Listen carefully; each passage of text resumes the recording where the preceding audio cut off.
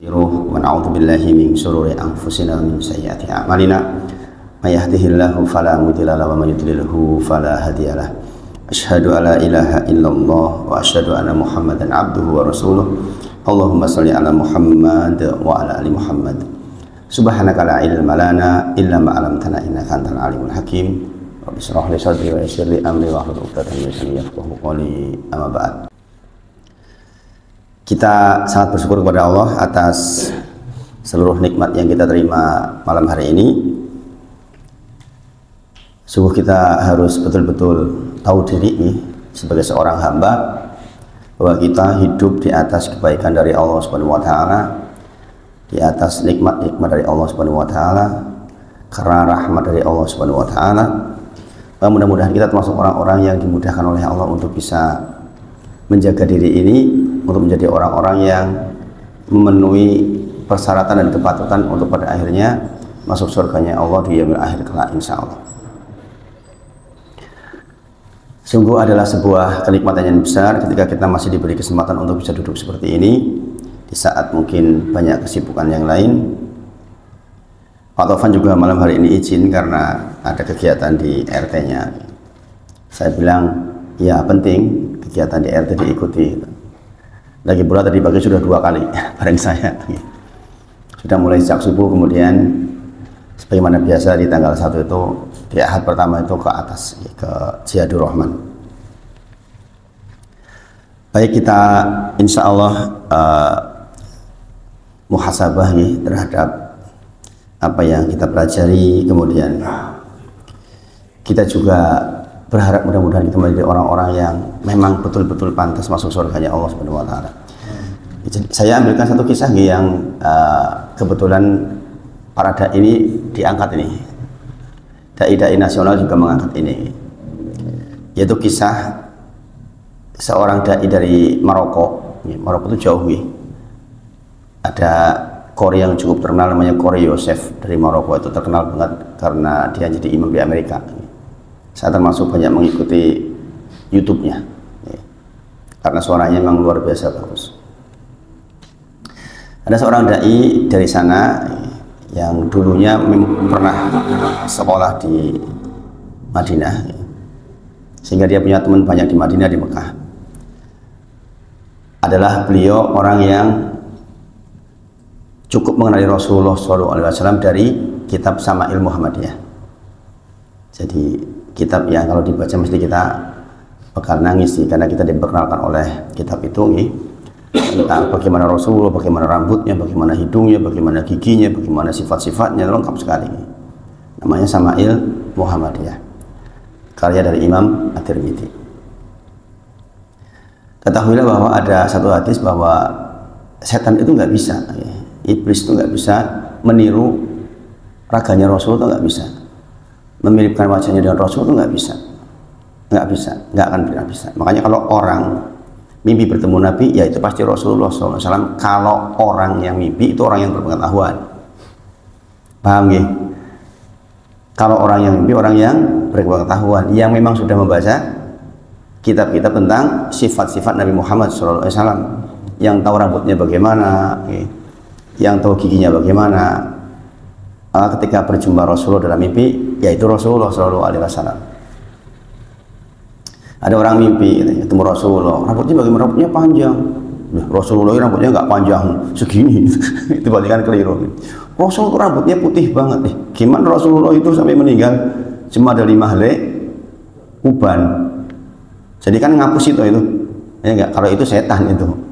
Tapi kalau ini yang mimpi ini orang yang memang dia orang yang alim. Di dalam mimpi itu dikatakan, wahai fulan, sesungguhnya saya minta kau kabarkan kepada si fulan bin fulan bin fulan, tempatnya di sini, di sini dan di sini, bahwa dia adalah salah satu dari penduduk surga. Ini kejadian di zaman sekarang udah ya, di zaman sekarang. Jadi kabar masuk surga di Rasul lewat mimpi orang-orang soleh itu mungkin terjadi. Orang ini kemudian belum yakin apa iya ini mimpi yang betul. Sampai akhirnya didatangi mimpi itu 3 kali berturut-turut dengan mimpi yang sama. Maka bergegaslah dia dari Maroko menuju ke Mekah umroh. dalam rangka untuk menemui orang itu, salah satunya. Di sana bertemu dengan dai-dai yang lain, sebagaimana penampilan para orang-orang soleh, ya penampilannya kelihatan ya, ya jenggotan, pakai gamis, pokoknya penampilan orang soleh lah. Diskusi akhirnya minta bantuan untuk dicarikan tempatnya, sampai akhirnya ketemu. Kalau di sini ketemu Pak RT-nya, Pak, ini Pak Mas Jani, tanglet Pak RT-nya. Pripun Pak, apa betul di sini ada warga jenengan yang namanya Fulan bin Fulan bin Fulan? Dijawab iya. Tapi saya rasa kalian nggak pantas bertemu sama dia.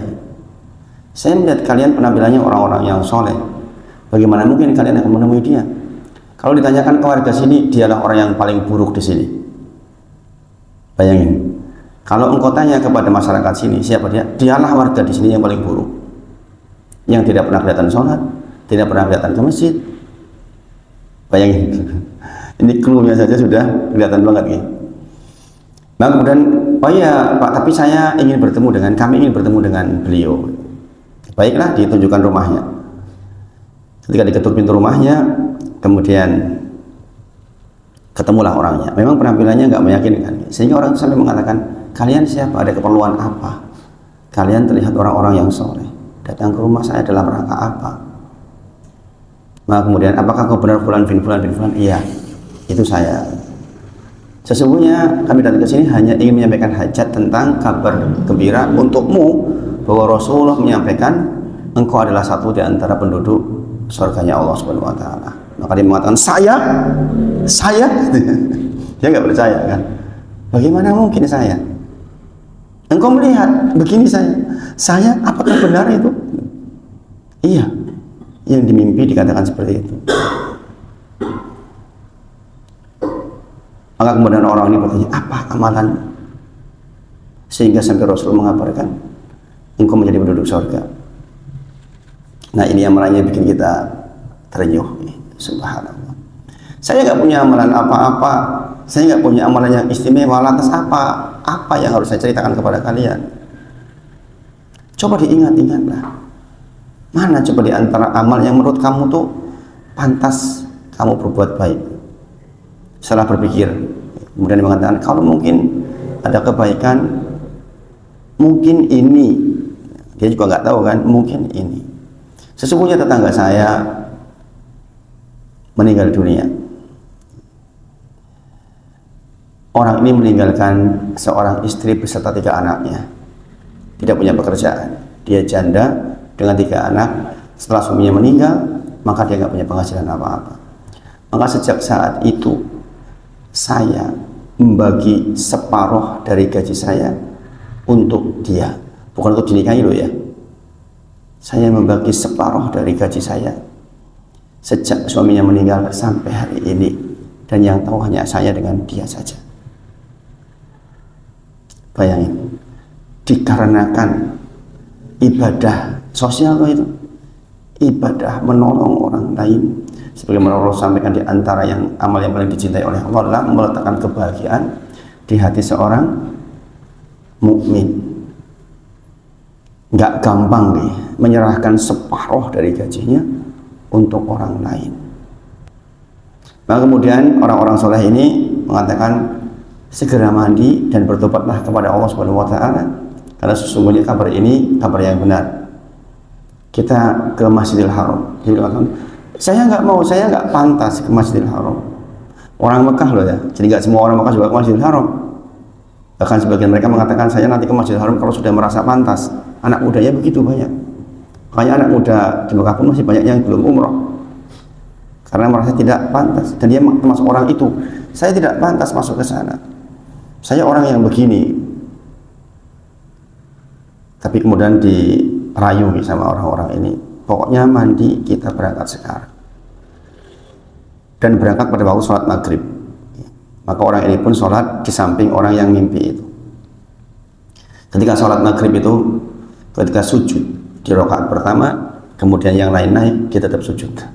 Yang lain naik, dia tetap sujud sampai rakaat ketiga. Ketika disentuh, sudah meninggal dunia. Bayangin. Jadi ini soal yang besar buat kita. Kita tuh ngaji seperti ini bukan hanya soal kita baik dengan Allah, bukan hanya persoalan tahajud, zikir, tapi sesungguhnya pertolongan yang tulus karena Allah itu bisa membuat orang yang fasik seperti itu ditutup dengan kebaikan.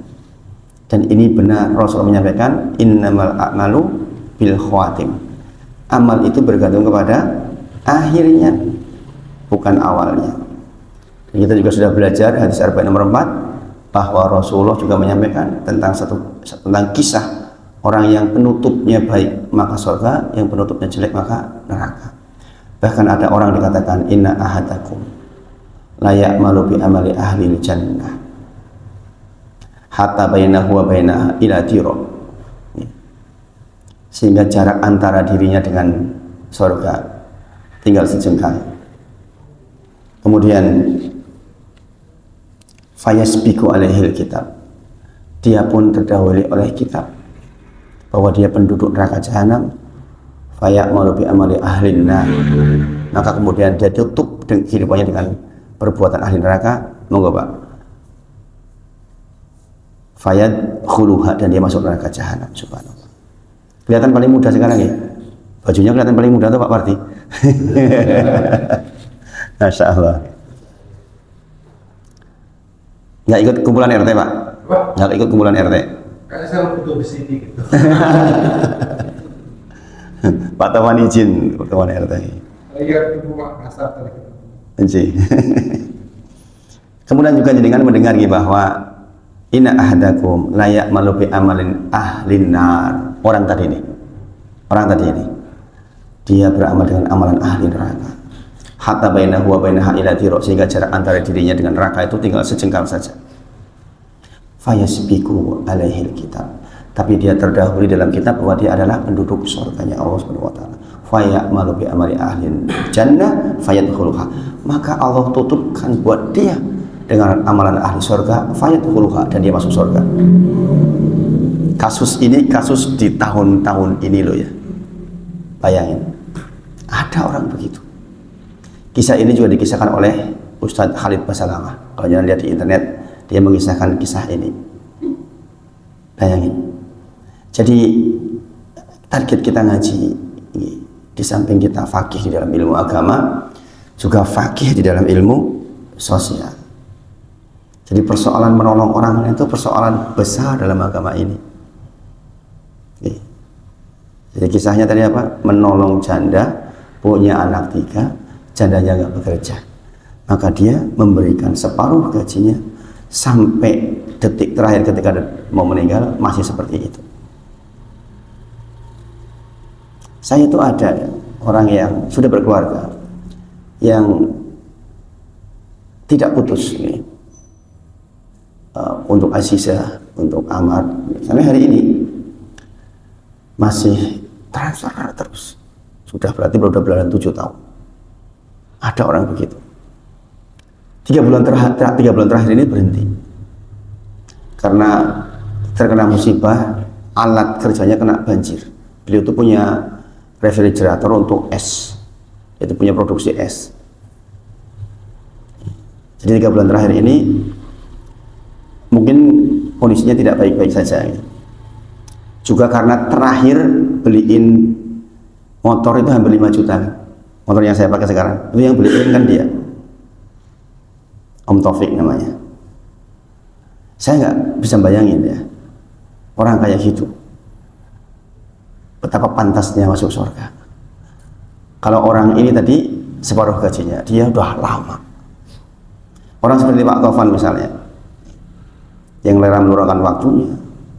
Saya kadang-kadang sampai sama istri bilang, saya itu iri sama Pak Taufan dong. Dia bisa melakukan kayak gitu. Itu kan pahala besar sekali buat Pak Taufan. Saya saja belum tentu bisa kayak gitu.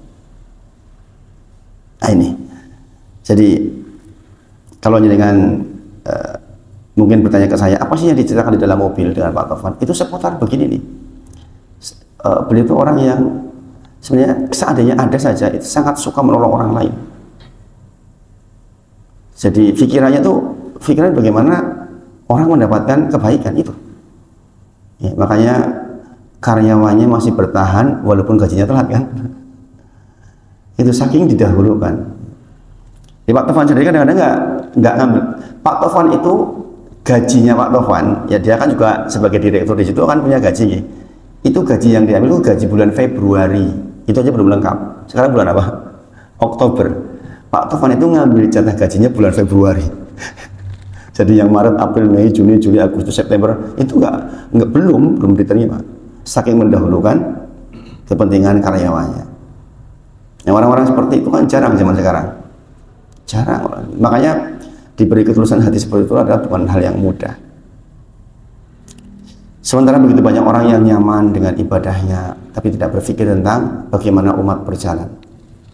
Saya diberi pelajaran oleh Allah dengan hijrah itu memang luar biasa. Bahwa adalah benar, salah satu amal yang sangat dicintai oleh Allah adalah meletakkan kebahagiaan di hati seorang muslim yang lain. Bayangkan kalau orang-orang berpikir seperti itu, nggak ada yang orang kesusahan, insya Allah. Baitul mal penuh, ada orang susah ditolongin, ada orang punya hutang ditalangin, kan gitu. Ada ustadz nggak punya rumah dibeliin. Hanya dibutuhkan orang-orang yang sadar bahwa iman itu memang tidak bisa berkumpul dengan pelit. Rasulullah wala yajtami'u as-suh wal iman fi qalbi abdin, enggak akan berkumpul memang antara pelit dengan iman di hati seorang hamba selamanya. Jadi kita belajar seperti ini menjadi seorang orang yang beriman. Itu seharusnya perasaan kita itu bukan dari persoalan menolong diri kita sendiri, terlalu kecil. Ya berbuat dengan apa yang kita mampu. Demi Allah, sebenarnya saya itu iri ya dengan orang-orang kayak gitu ya. Orang-orang yang mampu melakukan pertolongan ke orang lain, itu saya betul-betul iri gitu. Sementara saya baru bisa seperti ini. Diceritakan ternyata datang, Masya Allah.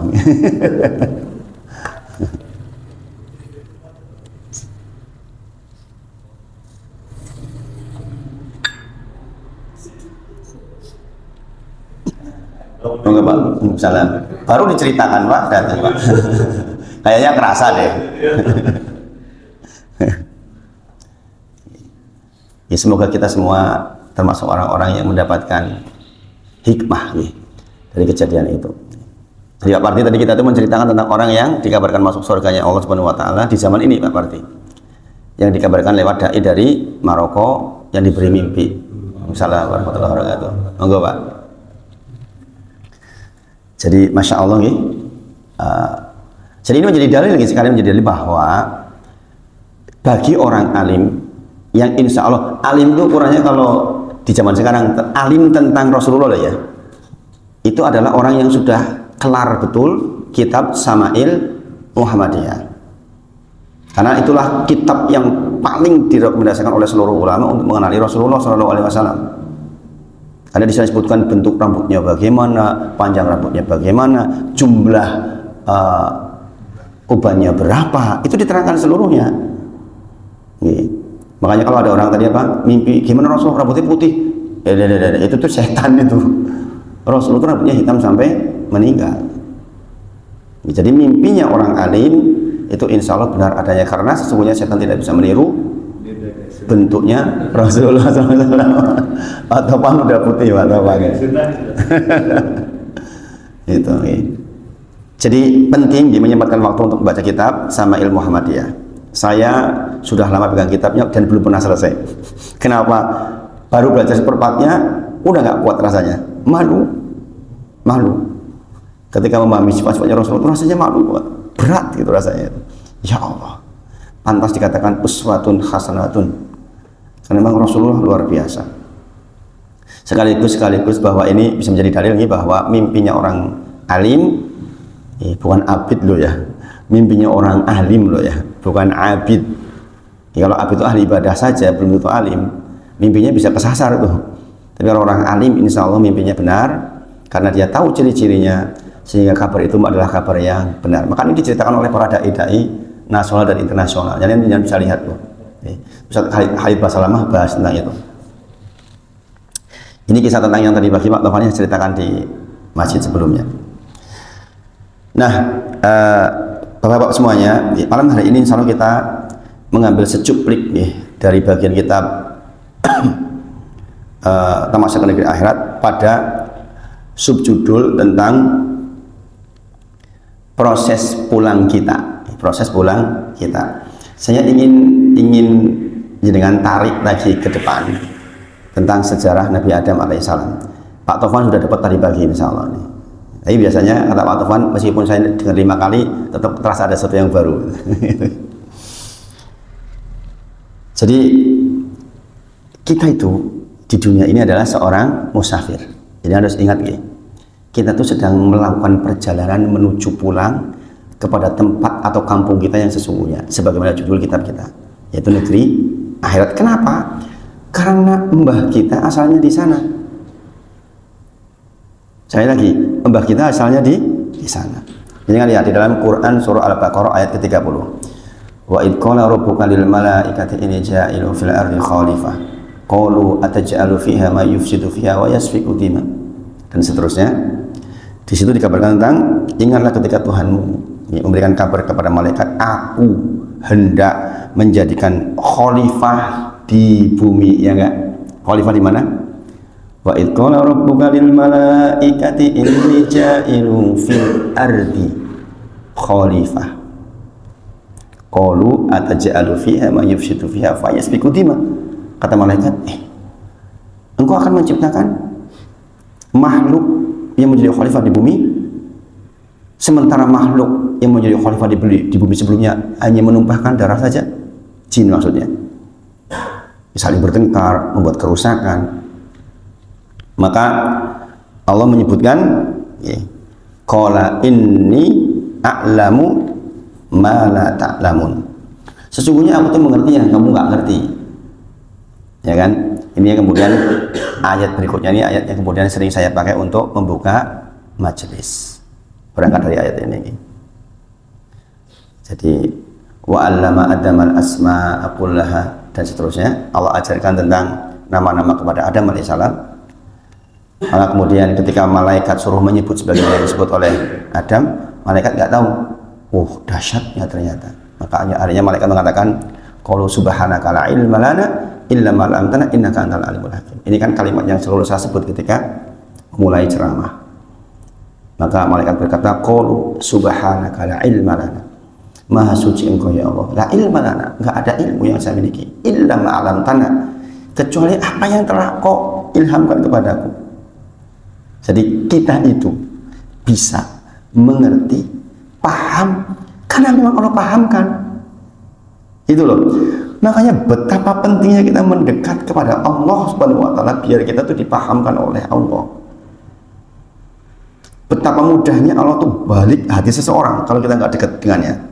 Subhanallah. Begitu banyak orang yang pinter kebolak-balik otaknya. Bahkan sekarang subhanallah organisasi massa saja sudah dimasuki error, atau sekarang sudah ada yang ngurusi tambang lah, inilah itulah, error. Profesornya aja pada error. Maka benar dikatakan qalu subhanaka la ilma lana illa ma 'allamtana innaka antal alimul hakim. Makanya saya selalu baca itu sebagai bentuk saya itu sangat rendah di hadapan Allah Subhanahu wa taala. Biasanya kalau dai-dai yang merasa betul ilmunya sedikit, baca itu. Saya termasuk yang merasa ilmunya sedikit, sehingga saya selalu membuka dengan subhanaka la ilma lana illa ma 'allamtana innaka antal alimul hakim. Sebagai bentuk pengakuan bahwa saya itu gak punya ilmu banyak ya Allah, kecuali apa yang diilhamkan di hati oleh Engkau.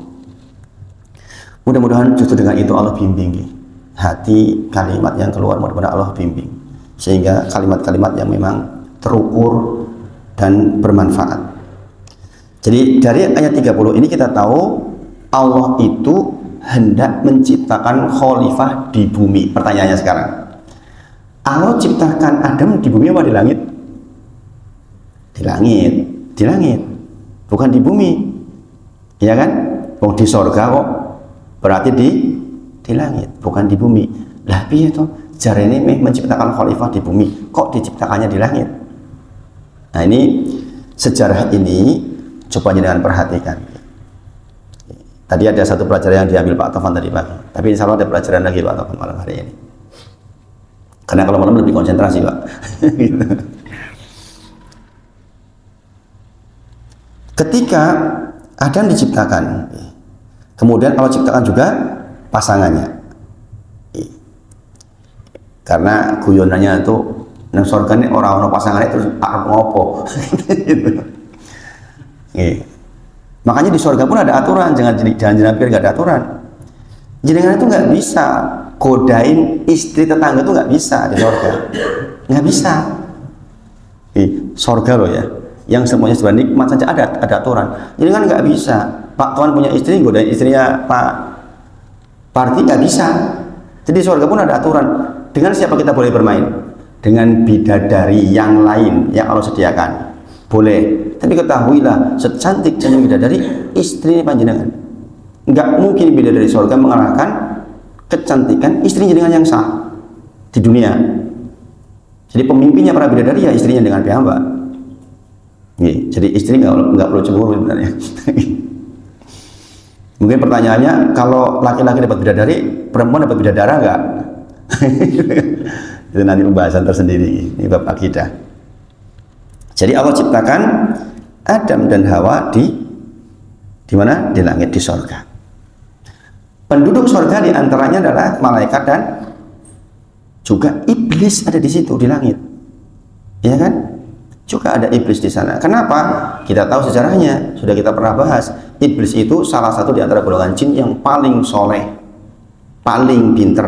Maka dia diangkat ke atas, temannya menjadi teman malaikat, sehingga dia termasuk termasuk makhluk yang masuk di dalam perintah wa id qulna lil malaikati isjudu li adama fasajadu illa iblis. Dan ingatlah ketika diperintahkan kepada para malaikat untuk sujud kepada Adam, semuanya sujud kecuali iblis. Katanya perintahnya ke malaikat, loh iblis kok ikut? Nah itulah sejarahnya perlu kita tahu bahwa iblis itu kongko-kongkonya sudah selevel malaikat karena luar biasa solehnya.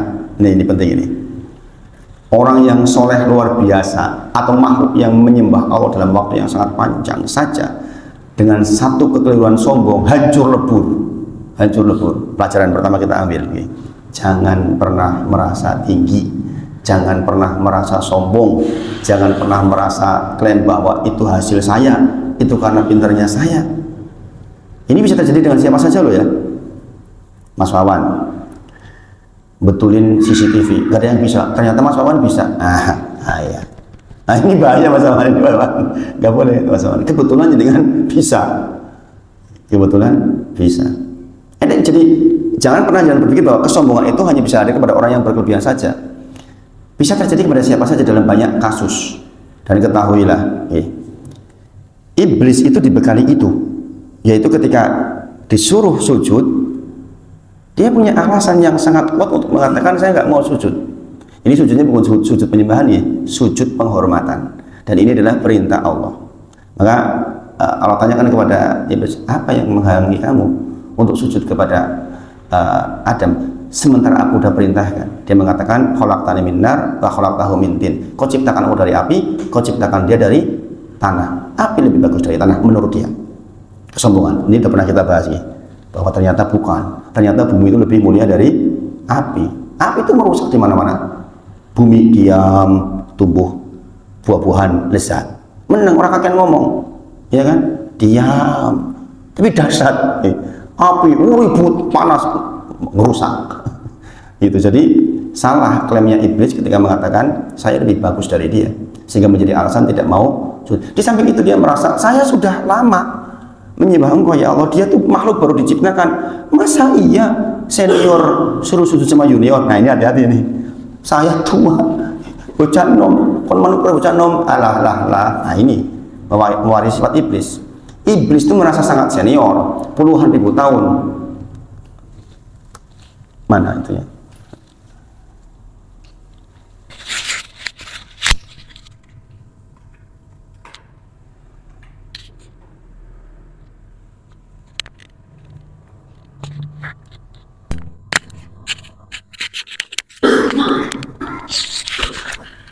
Jadi ini hati-hati Pak Sumarlan yang tua. Oh sini saya ya yang tua ini, saya tua ini, senior ini.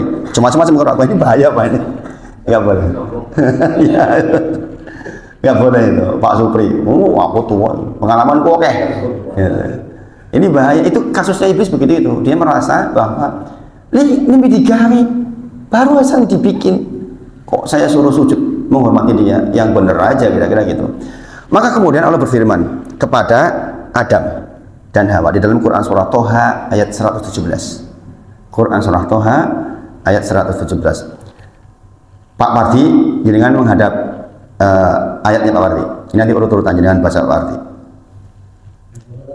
117 Toha. Dibaca Pak.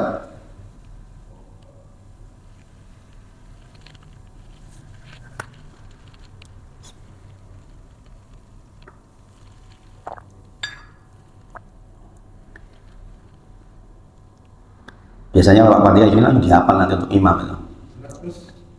117.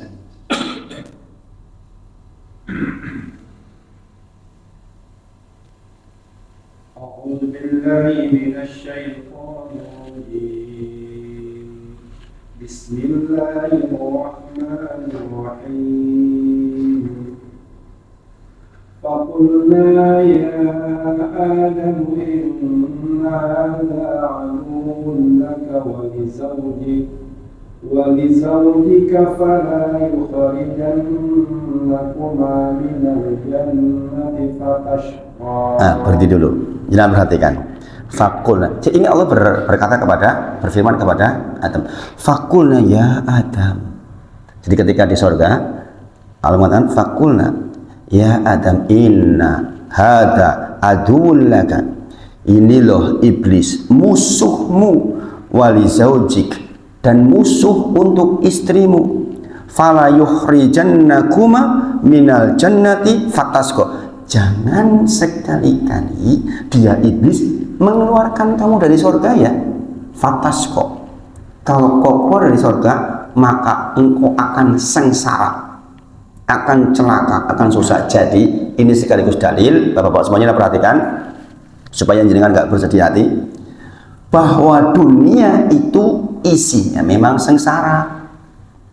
Kalau jenengan mengharapkan kenikmatan dunia sempurna, mustahil, mustahil. Karena Allah katakan, kalau kalian keluar di surga, maka mulailah fase fatasqa. Fase di mana memang jenengan akan hidup kesusahan. Kesusahan memang nggak ada. Kenikmatan sempurna itu nggak ada. Makanya para ulama sering menggambarkan bahkan kenikmatan di ranjang saja harus diusahakan. Ya enggak? Jenengan turu meneng terus nikmat ngono? Kan enggak. Minimal harus bergerak kan, pakai tenaga. Ya enggak? Tidak seperti kenikmatan di surga. Kenikmatan di surga itu nikmat ya nikmat. Adanya nikmat secara sempurna. Coba jangan bayangkan, kenikmatan yang katanya nikmatnya sampai ujung rambut, sampai ujung kaki. Itulah mengapa kalau orang berzina itu dihukumnya dimasukkan ke tungku tanur namanya, yang panasnya luar biasa, kemudian digodok di situ, orang dimasukkan ke situ, dia renang ke atas, sampai ke atas dicelupkan lagi, supaya apa? Supaya dia merasakan sakitnya sebagaimana dia merasakan ketika dia mengumbar syahwatnya di dunia, yang dirasakan sampai ujung rambut sampai ujung kaki. Ya enggak? Ya enggak Mas Wan? Kalau berhubungan dari ujung rambut sampai ujung kaki kerasa enggak? Ketika sampai puncaknya katanya begitu ya katanya. Ya ini bukan katanya, masing-masing punya interpretasi masing-masing, tapi ya kira-kira begitulah. Karena kesenangan, jadi gini, Rasulullah itu menyebutkan mamatakna. Jadi dunia itu keindahan, tapi keindahan yang berbatas. Kata Rasulullah, seindah-indah keindahan yang berbatas adalah al-mar'atu sholihah, adalah istri yang sholihah. Jadi kalau jenengan belum merasakan kenikmatan istri yang sholihah, berarti jenengan belum merasakan kenikmatan paling tinggi di dunia. Ini kata Rasulullah itu. Jangan nunggu-nunggu orang pengen Bali, ini masalah ini. Tadi bagi saya cerita sawak Tovan ini. Saya itu, ini beneran ini cerita beneran ini. Saya itu orang yang bahkan jajanan sendiri aja nggak bisa. Tanya ke Abdul, lapar luar biasa. Saya bawa uang di jalan, saya nggak bisa mampir jajan. Karena saya nggak terbiasa makan, nggak didampingi istri, nggak enak. Jadi sekarang alhamdulillah punya teman Pak Tovan. Kalau makan agak-agak mendingan itu. Malah disuruh sama istri, pulang jangan lupa makan dulu sama atau apa gitu. Bayangin. Jadi Orang insya Allah kalau dengan menuju pada kesoleh akan dikasih rasa tester dengan kecintaan, maksudnya rasa yang nikmat berada di samping istri. Dan ini penting di zaman sekarang ya. Ini penting di zaman sekarang. Zaman dimana kita bisa tergoda apa saja. Kalau dicukupkan di istri kan nggak bakal tengok-tengok. Orang bisa tengok-tengok di jalan itu saya yakin karena nggak dicukupkan di istrinya. Ya nggak? Ya nggak Mas Denny? Masa awal bingung ini ngomong apa ini?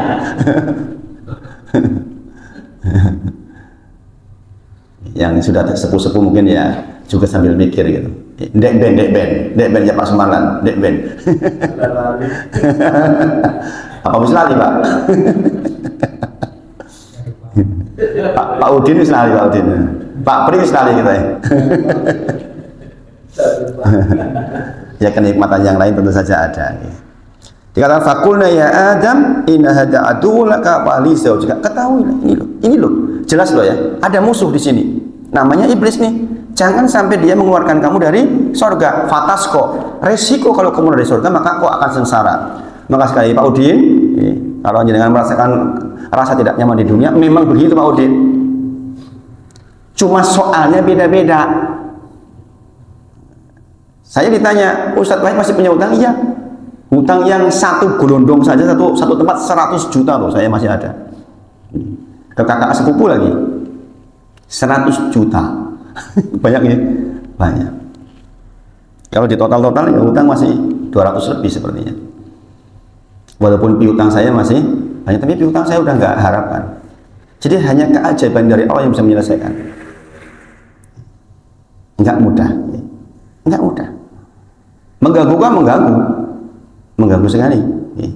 Tapi saya yakin karena saya tidak niat gemplang, saya tidak niat jahat, insya Allah Allah akan selesaikan. Kemudian di ayat 118-nya dibaca Pak, pendek nih, sama 119.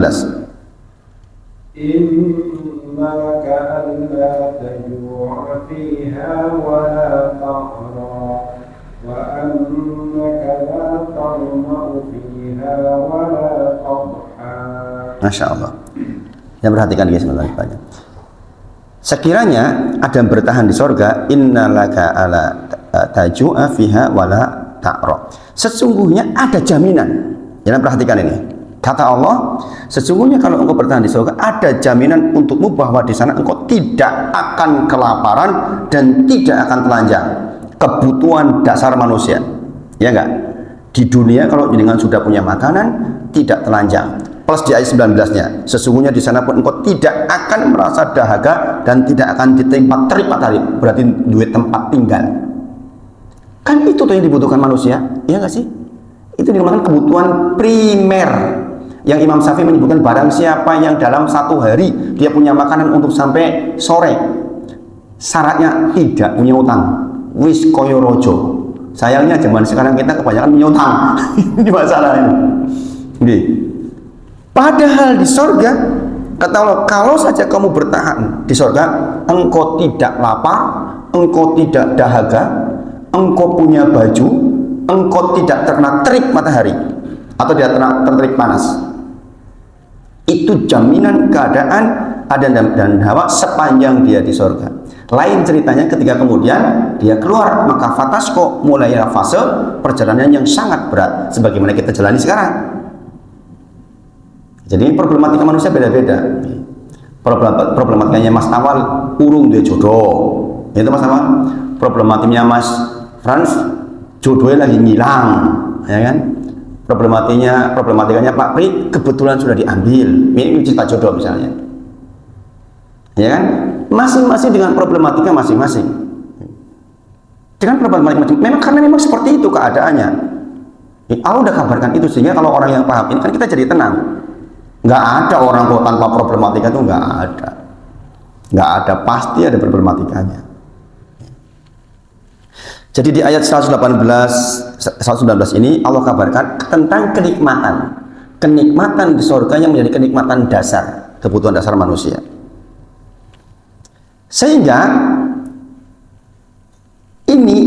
nikmat yang menjadi nikmat pokok ini, Adam alaihissalam itu tidak menerima kabar di dalam sejarahnya, dalam ayat ini tentang bahwa engkau itu akan abadi di situ. Nikmat ini tidak ada informasi dari Allah kepada Adam tentang bahwa akan abadi. Maka ini celah kecil ini digunakan oleh iblis untuk menggoda Adam alaihissalam.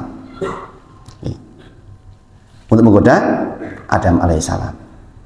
Dibaca Pak, 120-nya Pak. Fawaswasa ilaihi syaitanu qala ya Adamu hal adulluka ala syajaratil jannah ala syajaratil khuldi wa mulkin la yabla. Masya Allah. Maka jangan perhatikan godaan iblis.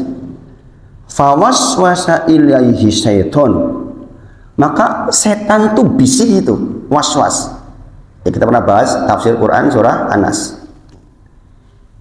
Ya, dibisikin tuh oleh iblis kepada Adam dengan kalimat qala ya Adam. Dia mengatakan kepada Adam lewat bisikannya, hal aduluka ala sajaratil khuldi, maukah ku beritahukan kepadamu tentang sajaratil khuldi? Maukah ku tunjukkan kepadamu tentang sajaratul. Jadi kata-kata khuldi itu kata-katanya iblis. Maukah ku tunjukkan kepadamu tentang pohon keabadian, wa mulkil la yabla, dan kekuasaan yang tidak akan binasa. Itu kan keabadian maksudnya, ya enggak? Jadi orang itu, jangan perlu perhatikan, kalau sudah dapat kenikmatan, inginnya ya nikmat terus, nggak pengen hilang nikmatnya, ya enggak sih? Makanya kadang-kadang orang berkuasa pengen berkuasa lagi. Nek bisa 10 periode lah. Sayangnya di Indonesia dibatasi 2 periode ya. Gitu. Jadi orang punya kekuasaan itu dia mungkin merasa nikmat. Sebagian orang dengan kekuasaannya jadi kaya raya misalnya. Maka dia tidak ingin kenikmatannya itu hilang. Sebagaimana Adam, itu jadi wajar. Adam digoda dengan mengatakan, mau nggak sih kamu tuh abadi di sini? Makanya godaannya apa? Mau aku tunjukkan kepadamu Adam tentang pohon keabadian dan kerajaan yang tidak akan binasa. Bayangin, ketika Adam diberitahu tetap tinggal di sorga, Allah menyebutkan jangan dekati pohon ini ya. Maka digoda oleh iblis nih. Sesungguhnya Allah tuh perintahkan kamu tidak mendekati ini karena kamu tuh nggak dijamin abadi. Nek memang kan ini abadi kowe. Begitu loh, paham ya? Maka godaannya, dan perhatikan, godaannya tuh lembut banget, kena banget tuh. Karena sudah nikmat, pengen tetap nikmat, iki loh, nek pengen abadi, panganan iki, begitu. Ya memang itu sudah dirancang oleh Allah juga, gitu. Jadi ya, kita nggak menyalahkan Adam juga, karena nanti di hadisnya dikatakan oleh Musa nyalah-nyalahi Adam nanti. Adam perlu jengkel juga tuh. Nanti saya bacakan gitu. Ayat 121-nya Pak. فَأَكَلَا مِنْهَا فَبَدَتْ لَهُمَا سَوْآتُهُمَا وَطَفِقَا يَخْصِفَانِ عَلَيْهِمَا مِنْ وَرَقِ الْجَنَّةِ وَعَصَى آدَمُ رَبَّهُ فَغَوَى. Fa'akala minha fabadat lahuma, lalu mereka berdua memakannya sehingga tampaklah oleh keduanya aurat mereka, dan mulailah keduanya menutupi dengan daun-daun yang ada di sorga. Dikatakan fa'asa adama rabbahu faghawa, Adam telah melanggar perintah Tuhannya dan khilaflah dia. Faghawa, khilaflah dia. Ini jadi cerita nih, kalau orang datang ke saya persoalan kebangkrutan dan sebagainya, kebanyakan persoalan khilaf. Kenapa kamu berzina? Khilaf Ustaz. di mbah kita mengenai faghawa dan khilaflah Adam alaihissalam. Makanya ada syariat minta ampun kan. Jadi jangan berputus asa dari rahmat Allah. Orang itu memang tempatnya salah. Bahkan Rasulullah menyebutkan jikalau ada kaum yang tidak berbuat salah, kaum itu akan dihilangkan, digantikan kaum yang baru yang berbuat salah, dan dia minta ampun, Allah ampuni. Paham ya? Jadi Allah itu kelihatan maha pengampun kalau ada yang salah. Kalau nggak ada yang salah ya gimana? Maksud saya, jenengan pun nggak bisa lepas dari kekeliruan, itu nggak bisa, mana ada.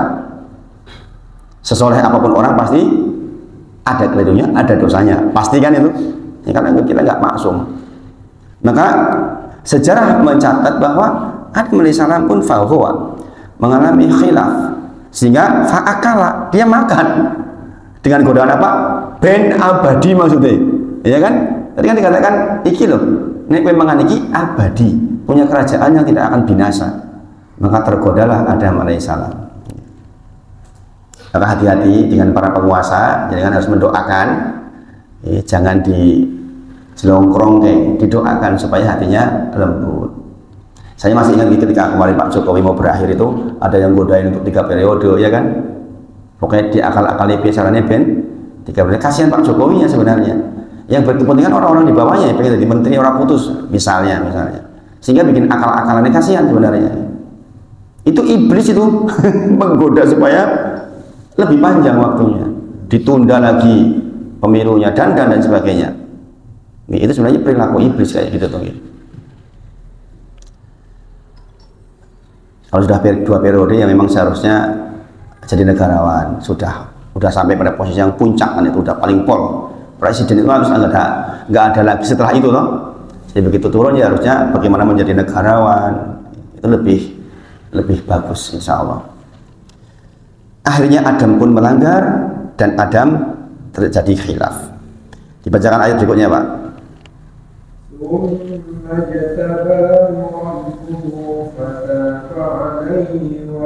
Nah, ini kalimat fataba alaihi wahada. Tuhannya kemudian memilihnya menjadi rasul, maka kemudian jadi rasul di bumi kan gitu.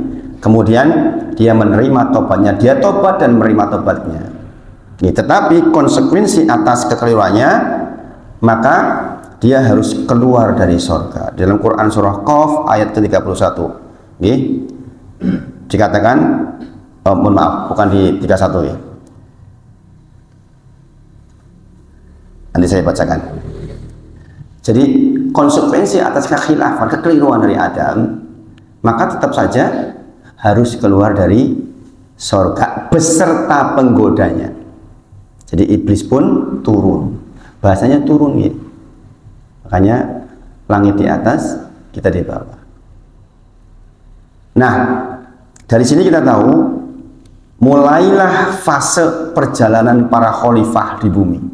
Kita salah satunya. Kita itu salah satunya, keturunan Adam alaihissalam. Maka perjalanan kita dalam rangka untuk balik ke sana, sadar ini. Jadi kan instan betul. Kita tuh sedang melakukan perjalanan menuju tempat kita yang sesungguhnya. Saya kadang-kadang kalau di ujung malam sendiri, itu saya kadang-kadang suka mikir, gitu, sampai mata tuh terpecem, sampai ya Allah, saya tuh akan mati, saya dibangkitkan, saya ditanyai, nunggu 50.000 tahun di padang mahsyar, khamsina alfasana, kemudian dihisab, kemudian fariqum fil jannah, fariqum fis sa'ir, ada yang masuk surga sebagian, ada yang masuk neraka sebagian. Rasanya itu ya Allah, dunia itu jadi rasanya hanya untuk berbekal. Jadi kan suka merasakan kayak gitu gak? Di ujung malam bahwa kita itu akan mati, nanti dibangkitkan. Saya kadang-kadang merasakan itu. Sehingga itu menimbulkan energi, akhirnya jadi sujud. Namanya Allah. Karena ada bekas dari sujud, min asari sujud. Kita dikenali oleh Rasulullah min asari, dari bekas sujud kita. Kemudian nanti seandainya kita kemudian dibangkitkan, kita ini akan ditemukan dengan Adam alaihissalam. Khususnya dengan yang sudah belajar seperti ini pasti akan ingat sekali. Dulu dibahas dengan Ustadz Wahid di Masjid Al-Fajar. Dia akan mengatakan begini nih. Khayatuna Adam ya abana istaftih lana al-jannah. Kita akan mengatakan, wahai bapakku, jenengan kan sadar nanti, wahai bapakku Adam alaihissalam, bukakan atau mintalah buka pintu surga dong. Gitu kita. Ini nanti kemudian ada syafaat dari Nabi Muhammad SAW ketika semua yang lain tidak bisa. Ada mengatakan fayaqul, dia mengatakan wahal akhrajakum minal jannati ila khoti'atu abikum Adam. Engkau meminta kepadaku yang dulu justru aku mengeluarkan kalian dari sorga. Coba ada bilang begitu nanti. Lagi kiki kepiye? Aku kini pengen ngetok ke sorga. Saya pun buka sorga. Kiki pripun sampean? Aku ini malah ngetok ke sampean je. Itu. Makanya Adam itu nggak bisa. Nggak mau minta izin kepada Allah untuk dibuka itu sorga. Karena dia merasa, mau saya mengeluarkan kalian dari sorga kok malah saya disuruh buka. Malulah saya. Ini sekaligus dalil bahwa sorga yang dimaksud yang akan kita tuju adalah sorga di mana Adam sudah pernah di sana. Paham? Apa motivasinya buat kita? Pak Pardi kerja di KUA. Khusus bulan Oktober. Seandainya Pak Pardi mulai target sing bojo wong 300 misalnya contoh saja, maka Pak Pardi akan dikasih Pajero spot. Misalnya, Pak Pardi Pajero spot iki loh Pak, iki kunci nih. Itu kira-kira Pak Pardi lebih semangat nggak dibandingkan dengan Pak Pardi ngoleh targetnya terpenuhi jadi dengan tak toko kayak Pajero spot. Ini Pajero spotnya urung ngono, nggak kelihatan. Lebih termotivasi mana? Lebih termotivasi ada di depan mata kan? Iki mobilnya, iki kuncinya loh Pak. Jenengan targetnya sampai ya. Maksudnya begini, ketika dari dalil ini kita tahu bahwa surga itu sekarang udah ada.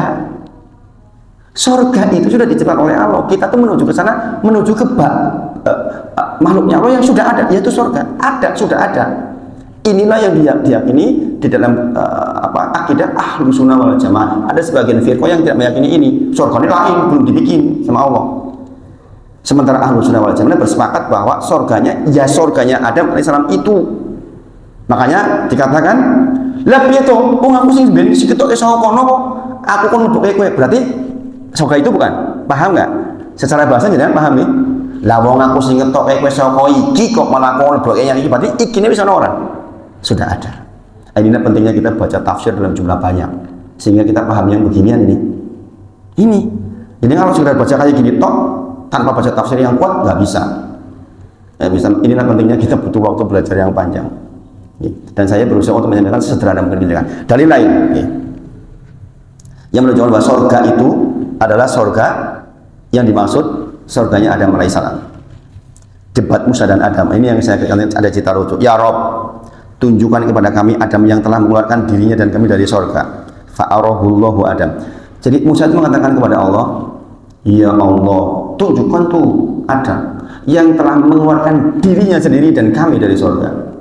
Maka Allah pun fa'arahullahu Adam. Maka Allah pun tunjukkan Adam, dimunculkan di depan Musa alaihissalam.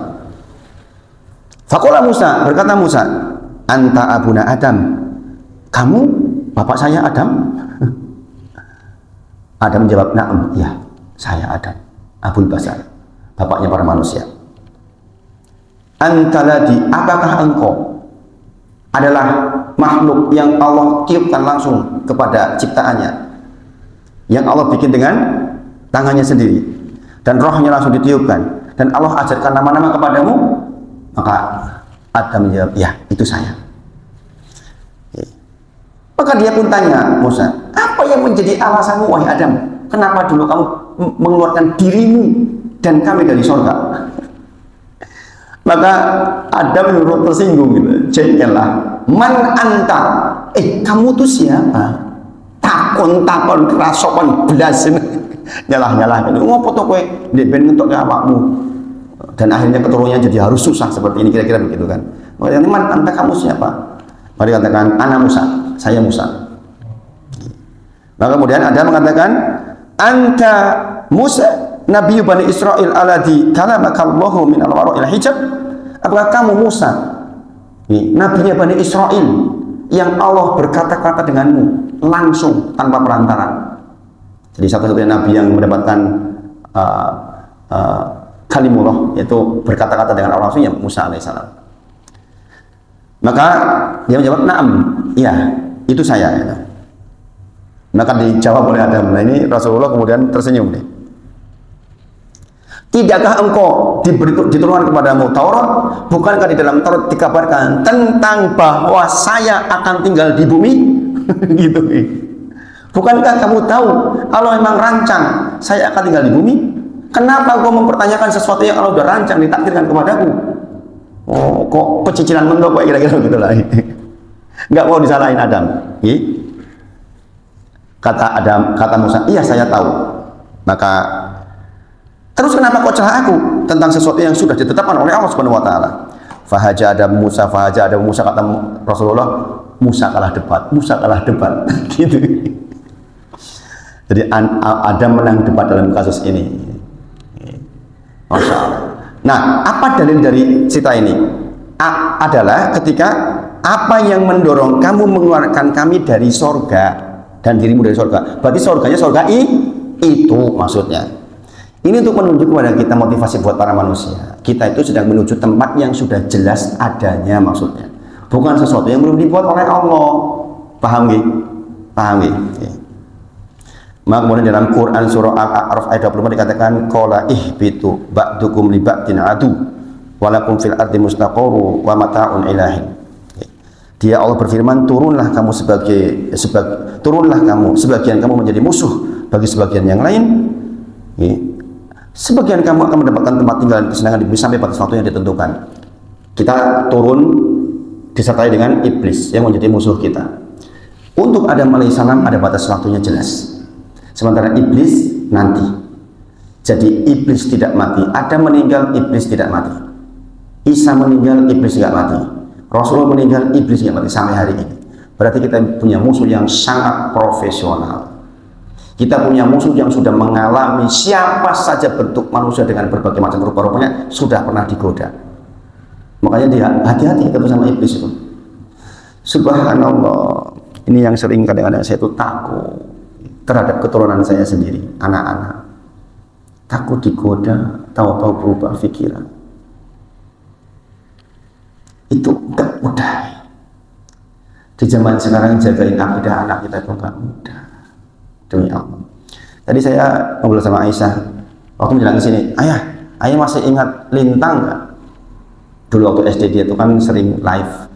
Lintang itu salah satu penggemar Aisyah yang sering kirim uang kalau live. Kenapa sekarang jadi non muslim ya?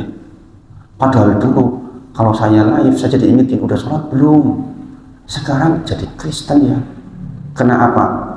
Karena orang tuanya broken, orang tuanya bisa. Kemudian dia cari kebenaran sendiri dan ketemunya Kristen. Bayangin loh. Begitu nih. Subhanallah. Di dalam Quran surah Al-Baqarah 38 juga semisal.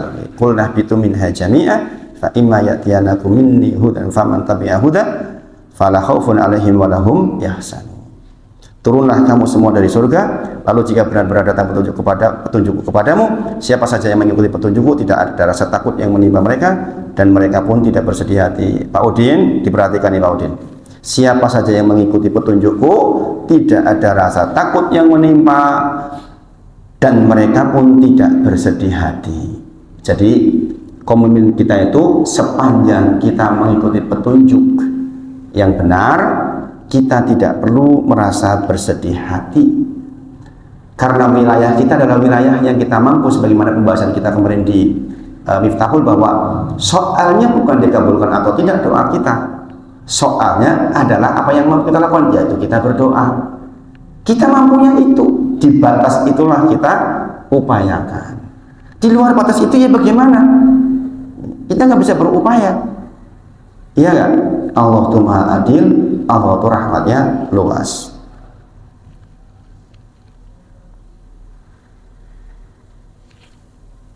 Jadi Adam itu dulu kan masuk surga tanpa amal soleh kok, ya nggak? Mau langsung di sana kok. Maka diturunkan dulu ke bumi dalam rangka untuk beramal soleh, sebagaimana kita. Kemudian nanti kita balik ke sana dengan rahmat Allah Subhanahu wa taala, dengan amal soleh yang banyak, dengan kedudukan sesuai dengan amal soleh.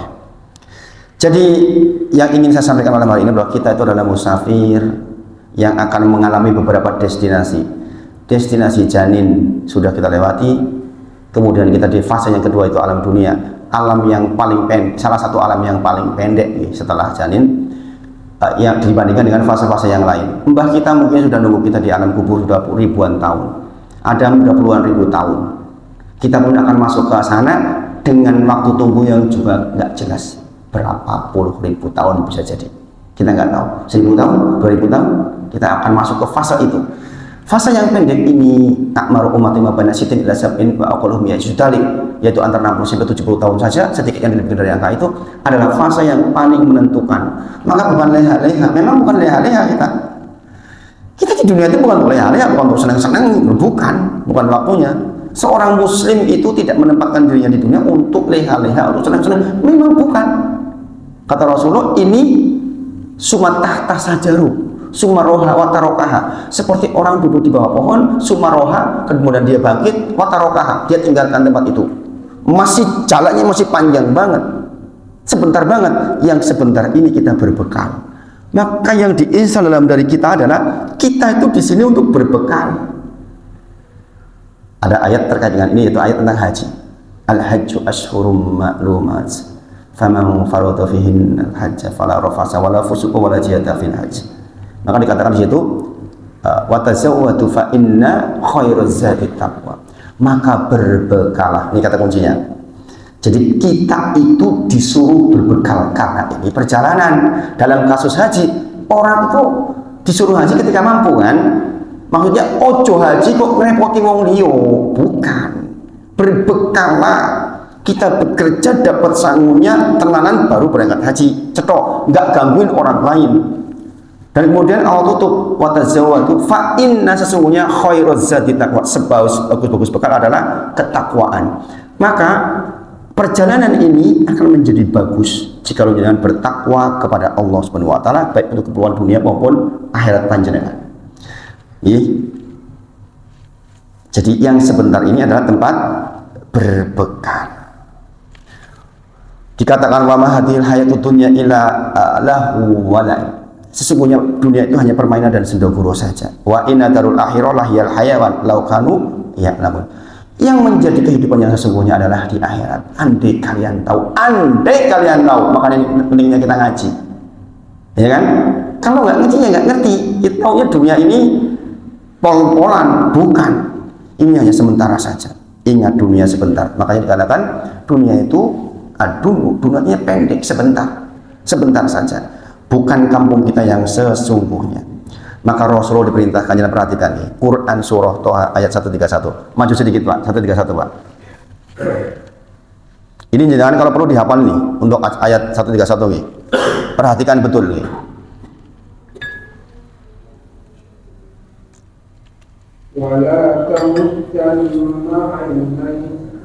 ولا تمدن عينيك إلى ما متعنا به أزواجا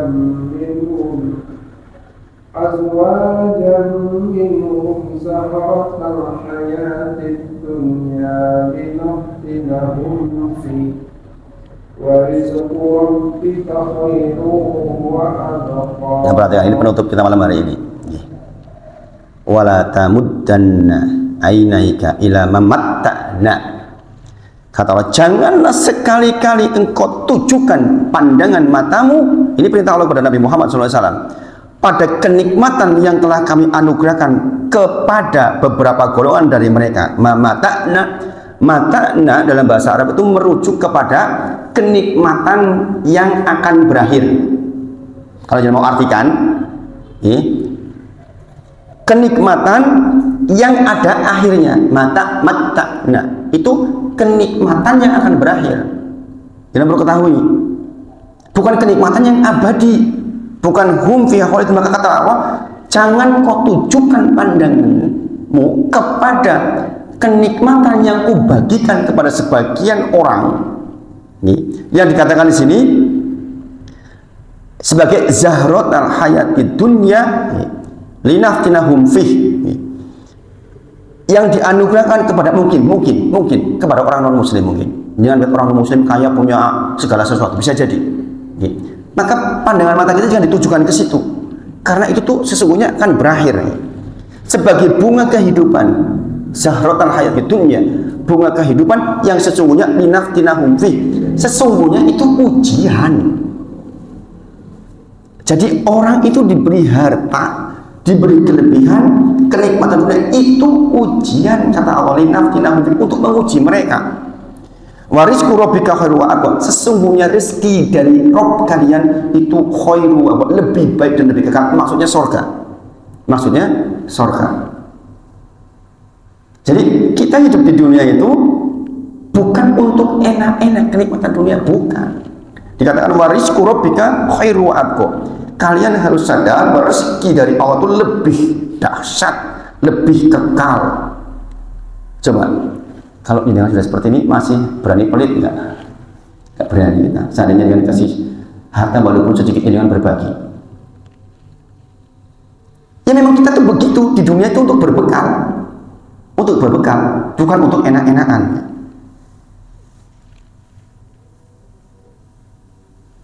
Allah perumpamakan nih tentang dunia ini di dalam Quran surah Al-Kahfi ayat 45. Buatkanlah untuk mereka umat manusia perumpamaan kehidupan dunia ini, yaitu ibarat air hujan yang kami turunkan dari langit sehingga menyuburkan tumbuh-tumbuhan di bumi, kemudian tumbuh-tumbuhan itu menjadi kering kerontang yang diterpakan oleh angin. Allah Maha Kuasa atas segala sesuatu. Jadi seperti itu. Turun air, tumbuh, kering, makmur, hilang. Dunia seperti itu. Sebentar saja. Disebut matta karena kesenangannya ada expire-nya. Maka Rasulullah bersabda, ad-dunya matta. Dunia itu kenikmatannya akan expire. Wa khairu matta dunya, adapun sebaik-baik keindahan dunia al-mar'atus sholihah, yaitu istri yang sholihah. Bukan motor gede, bukan nongkrong-nongkrong, bukan rumah gede. Jadi kalau jenengan kau diberi istri yang sholihah, itulah matta atau keindahan dunia yang paling indah, kata Rasulullah SAW. Dan insya Allah ini benar. Sejauh ini alhamdulillah Allah kasih kepada saya itu, alhamdulillah. Alhamdulillah, semoga Allah jaga sampai akhir. Demikian juga dengan mudah-mudahan termasuk orang-orang yang mendapatkan hal yang sedemikian. Jika jenengan udah punya itu, pun jenengan nggak punya mobil, nggak punya rumah dan sebagainya, nggak masalah. Ya, nggak masalah. Jadi mas awal berdoa, mas awal. Semoga dapat istri yang soleha. Ini yang kita malam hari ini. Ini lanjutannya sebenarnya Quran surah Al Imran 133 itu yang akan dibahas di Arwayan besok malam Jumat. Jadi dengan mau membahas lanjutannya ini yang dalam di Arwayan malam Jumat kita bahas. Dulu kita agak lewat di sini. Jadi kita akan perdalam di bagian itu. Semoga Allah sayangi kita semua. Ya, kita tutup dengan kafaratul majelis. Subhanakallahumma wa bihamdika asyhadu an la ilaha illa anta astaghfiruka wa atubu ilaik. Wa akhiru da'wana alhamdulillahirabbil alamin. Assalamualaikum warahmatullahi wabarakatuh.